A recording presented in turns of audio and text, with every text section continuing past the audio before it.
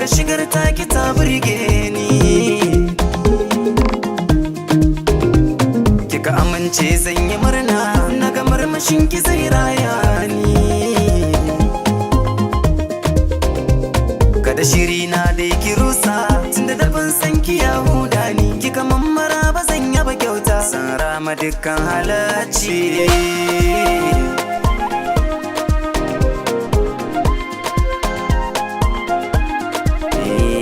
Gaishe ki mai kyan halitta, mata kafar ki basu kama ba. Kin haɗu ga kyau na fata, ni na yaba ba zan boye ba. Na same ki na rabauta, na yi godiya ga Allah Rabba.